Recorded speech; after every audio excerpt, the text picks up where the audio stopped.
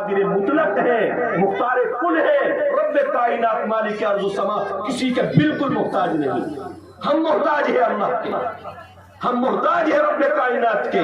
اس لیے اپنی احتیاج کو سامنے رکھیے اور ان مدرسوں سے، ان مکتبوں سے اپنے کو جوڑیے، اپنے بچوں کو جوڑیے۔ یقینی بات ہے بدزنی کا زمانہ ہے، حالات انتہائی نازک ہیں، لیکن اس تمام چیزوں کے باوجود بھی جو لوگ دین سے، علماء سے، مدارس سے جڑے ہوئے ہوتے ہیں، اللہ ان کی نسلوں میں حافظ قرآن، عالم دین پیدا فرماتے ہیں، دین کے دائی پیدا فرماتے ہیں۔ اور کم از کم علماء نے لکھا ہے کہ جو لوگ دین سے، دینداروں سے محبت رکھتے ہیں، اللہ تعالیٰ ان کا خاتمہ ایمان پر فرماتے ہیں، وہ بھی ایمان کے ساتھ جاتے ہیں اور ان کی نسلوں میں بھی ایمان محفوظ رہتا ہے۔ حدیث شریف ہے، اس کا ترجمہ کر کے بات ختم کروں گا، لیکن اس حدیث شریف کو سنانے سے پہلے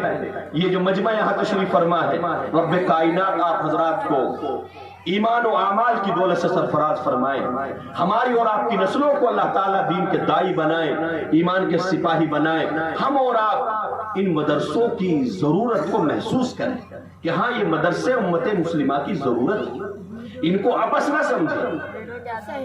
ایسا ہو سکتا ہے کہ مجھ جیسا کوئی نالائق، میرے اپنے اعمال گندے ہو سکتے ہیں، میں گنہگار ہو سکتا ہوں، لیکن مدارس اسلامیہ، مدارس دینیہ کی تحریک وہ کبھی خراب نہیں ہو سکتی۔ وہ دینی تحریک کسی ایک فرد کے خراب ہونے پر ہمارا جوان اور ہمارے ساتھی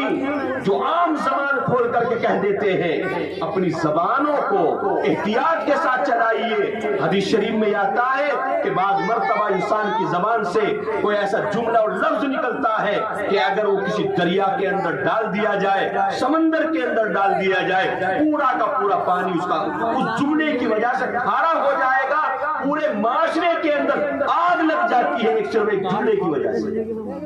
اس لیے اپنی زبانوں کو سوچ سمجھ کر کے استعمال کریں۔ اللہ تعالیٰ ہمیں قدردانی کی توفیق عطا فرمائے۔ تو یہ مدرسہ آپ کا مدرسہ ہے، آپ کے قصبے میں ہے، آپ قرب جوار سے یہاں حضرات تشریف لائے ہوئے ہیں۔ ہمیں اس ادارے سے بھی، دیگر اداروں سے بھی محبت کرنی ہے، اور محبت کا ہمیں ہر طرح کا ثبوت پیش کرنا ہے، اپنے بچوں کو بھی پڑھانا ہے، اور ان اداروں کو جیسی ضرورت پیش آئے انشاءاللہ ہمیں ان مدرسوں کی ضرورتوں کو پورا کرنا ہے۔ ہمارے جوان ساتھی جو یہاں بیٹھے ہیں، بزرگوار،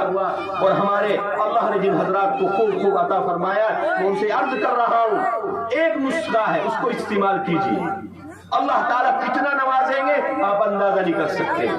اور وہ نسخہ یہ ہے کہ جیسے ہم اپنی گھروں کی ضرورتوں کو پورا کرتے ہیں، ہمارے یہاں بچوں کے کپڑے بنانے ہیں، ان کے کھانے کا نظم کرنا ہے، پینے کا نظم کرنا ہے، مکان کا نظم کرنا ہے، شادی بیاہ کا نظم کرنا ہے، بہت سارے تقاضے، بہت ساری ضرورتیں ہیں، اللہ تبارک و تعالیٰ ساری ضرورتوں کو پورا کرا دیتے ہیں۔ اسی طریقے سے اپنی ان ضرورتوں میں ایک ضرورت اپنے مدرسے کی ضرورت کو شامل کر لیجیے، کہ جیسے میرے گھر کی ضرورت میرے بچے ہیں، میری بیوی ہے، میرے اولاد ہے، میرا مکان ہے، میری دکان ہے، یہ میری اپنی ضرورتیں ہیں، اسی طریقے سے مدرسے اور مدرسہ یہ بھی ہماری اپنی ضرورت ہے۔ اس ضرورت کو مدرسہ کے لیے اور مدرسے کی جانب سے جو بھی تقاضا ہمارے سامنے آئے، اس تقاضے کو پورا کرنا مسلمانوں یہ میری اور آپ کی ذمہ داری ہے، اور اللہ کا فضل ہے، خدا کا لاکھ لاکھ شکر ہے۔ ایک مدرسہ نہیں، ہزاروں مدرسے ہیں، اور 2-4 کروڑ نہیں،